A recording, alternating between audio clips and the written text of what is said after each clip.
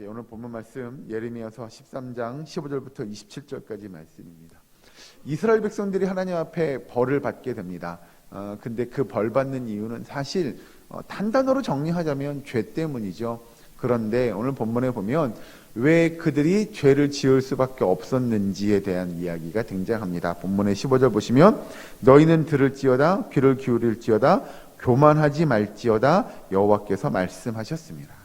먼저 이스라엘 백성들이 교만해진 겁니다. 그래서 하나님의 말씀을 듣지 않으려고 했던 거고요. 하나님의 역사를 보지 않으려고 했던 겁니다. 그래서 성경의 표현을 빌리면 눈이 멀어지고 귀가 먹게 된 거죠. 귀가 멀어지게 된 겁니다. 그래서 16절 보면 그가 어두움을 일으키시기 전 너희 발이 어두운 산에 거치기 전 너희 바라는 빛이 사망의 그늘로 변하여 침침한 어둠이 되게 하기 전에 너희 하나님 여호와께 영광을 돌리라. 너희가 이를 듣지 아니하면 나의 심령이 너희 교만으로 말미암아 은밀한 곳에서 울 것이며 여호와의 양떼가 사로잡힘으로 말미암아 눈물을 흘려 통곡하리라. 이스라엘 백성들이 하나님의 역사를 바라보지 않고요, 하나님의 음성을 듣지 않게 됩니다. 그것은 결국 그들이 교만함으로 이어지게 될 것이고, 그 교만함으로 말미암아 하나님은 그 백성들에게 벌을 내리시는데, 그 벌 내리시는 하나님의 마음은 그러면 마냥 즐겁고 행복했겠느냐? 아니요. 하나님도 그 벌을 내리시면서 성경의 표현을 빌리면 통곡했다라고 이야기합니다. 그 백성들의 그 아픔을 바라보며 하나님도 통곡하셨고 애통하셨을 거라는 거죠. 하나님의 마음이 그렇게 아파하셨고 안타까웠지만 이 백성들을 바라보는 하나님의 마음은 어찌할 수 없었다라는 겁니다.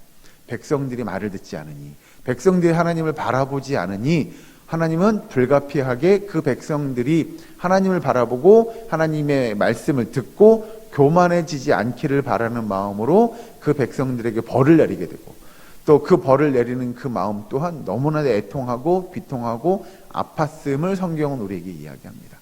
그러니 하나님의 마음이 어떠했는지를 이스라엘 백성들이 알았다고 한다면 그들이 분명히 돌이켰을 겁니다. 이건 우리도 그런 거 있잖아요. 부모가 자녀를 기를 때 자녀에게 너 그렇게 하면 안 돼, 너 벌 받을 거야, 나 엄마 아빠 너 혼날 거야 라고 했는데도 그 자녀가 그 일을 멈추지 않아요. 그러면 자녀에게 벌을 주죠. 벌을 주는 그 부모의 마음은 그럼 마냥 즐겁고 행복했겠느냐? 아니요. 부모의 마음은 아마 자녀보다도 더 아팠을 겁니다. 더 힘들었을 겁니다. 그런 마음이 우리 하나님 아버지의 마음일 거라는 거죠. 그리고 밑에 가서 보시면 이제 18절에 너는 왕과 왕후에게 전하기를 스스로 낮추어 앉으라. 곧 영광의 면류관이 내려졌다 하라. 네겝의 성읍들이 봉쇄되어 열자가 없고 유다가 다 잡혀가되 온전히 잡혀가도다. 이스라엘 백성들에게 하나님의 진노의 심판, 그 벌이 임하게 될 때 그 어느 누구도 그 벌을 또는 하나님의 진노의 심판을 면할 수 없을 것임을 이야기합니다. 그건 우리가 표현하는 대로 지위 고하를 막론하고 또는 물질과 지식의 유무, 얼마나 많은 물질을 갖고 있냐, 지식이 얼마나 높냐를 상관하지 않고 모든 이스라엘 백성들에게 동일하게 임하게 될 거다라는 겁니다. 그런데 그렇게 임하는 내용들을 보면 20절에 너는 눈을 들어 북방에서 오는 자들을 보라. 내게 맡겨졌던 양떼, 내 아름다운 양떼는 어디 있느냐.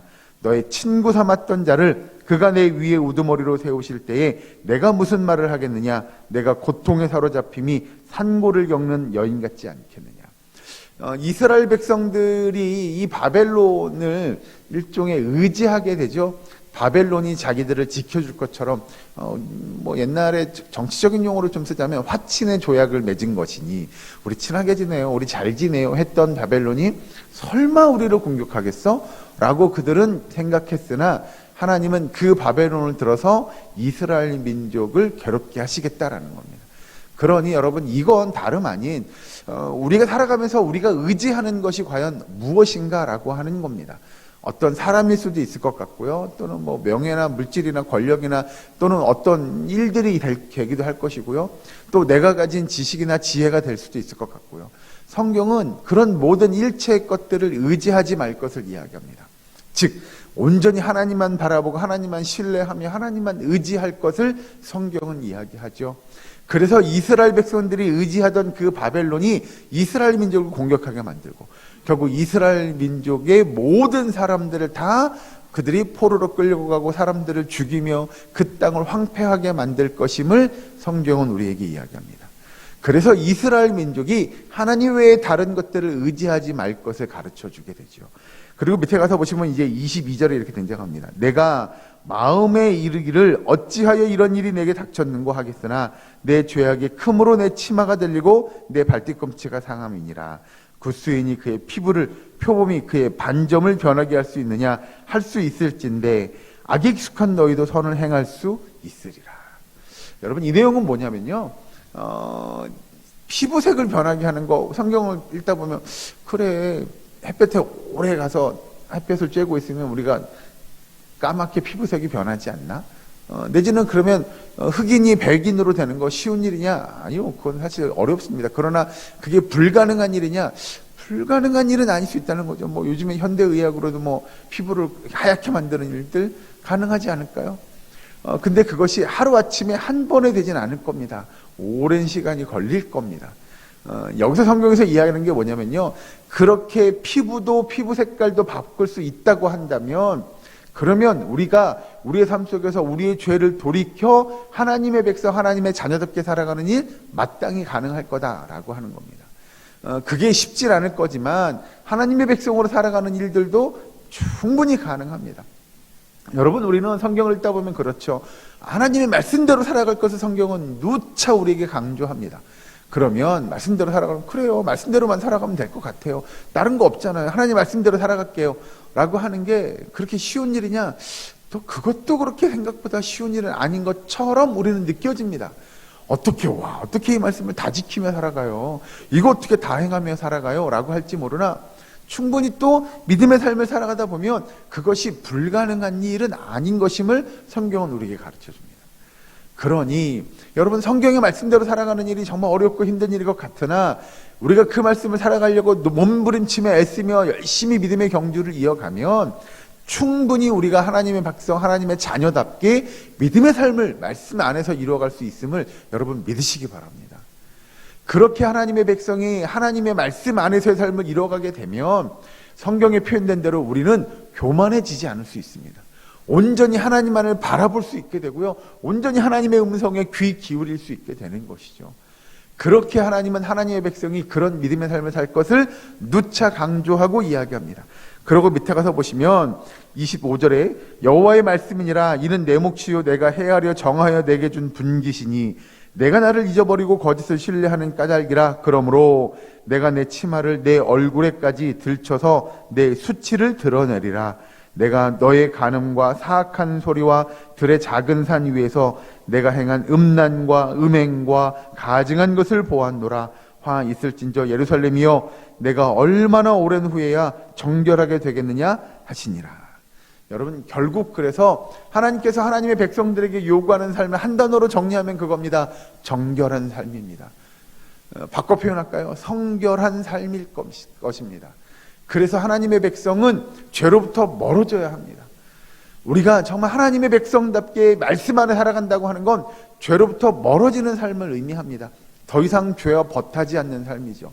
그 삶이 하나님의 말씀에 순종하는 삶일 것이고 하나님을 바라보는 믿음의 삶일 것이고 늘 하나님의 음성에 귀 기울이는 삶이 되어야 될 줄로 믿으시기 바랍니다.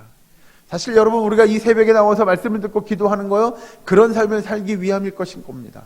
말씀을 듣고 그래요, 그 말씀 붙잡고 살아가는 겁니다. 기도할 때 하나님의 음성 듣기를 간구하는 마음으로 기도하는 겁니다. 오늘 하루의 삶을 사는 동안 내가 죄짓지 않기 위하여 우리는 몸부림치는 그 모습 가운데 이 새벽의 시간을 주님 앞에 나와 기도하고 말씀 듣는데 투자하고 오늘 하루도 내가 말씀을 듣고 그 말씀답게 말씀을 가지고 하나님의 백성답게 살아가는 삶을 살겠노라고 각오와 헌신을 다짐하는 시간이 이 시간이 되는 줄로 믿습니다. 여러분 오늘 하루도 그런 은혜가 저와 여러분에게 임하기를 주의 이름으로 축원합니다. 진실로 정결한 삶을 살기를, 하나님의 역사를 바라볼 수 있기를, 하나님의 음성 들을 수 있는 저와 여러분 될 수 있기를, 우리의 사랑교회 모든 권속될 수 있기를, 그리하여 정결하고 성결한 믿음의 한날이 될 수 있기를 주의 이름으로 간절히 축원합니다. 기도하겠습니다. 사랑거리 하나님 감사합니다. 아버지, 우리의 사랑교회 모든 권속들의 삶이 정결하고 성결한 삶이 될 수 있도록 주님 인도하여 주시옵소서. 다른 것 의지하지 않게 하시며 교만하지 않게 하셔서 온전히 하나님의 역사를 바라보고 하나님의 음성에 귀 기울일 수 있는 주님의 백성, 주의 일꾼들 될 수 있도록 주님 도와 주시옵소서. 아버지, 이 시간도 제자 나와 기도합니다. 간구합니다. 주님 응답하시고 역사하여 주시옵소서. 특별히 우리 가운데 있는 환우들을 기억하시고 그들의 아픈 것들을 고쳐 주시옵소서. 저들에게 힘과 능력을 더하셔서 그 병마와 싸워 이길 수 있도록, 저들이 하루속히 회복될 수 있도록, 주님 영적으로나 육적으로나 강건해질 수 있도록 주님 도와 주시옵소서. 아버지, 오늘 하루도 하나님의 평안의 역사가 우리 가운데 임하기를 간절히 바라옵고나오며 이 모든 말씀 예수님의 이름으로 기도하옵나이다. 아멘.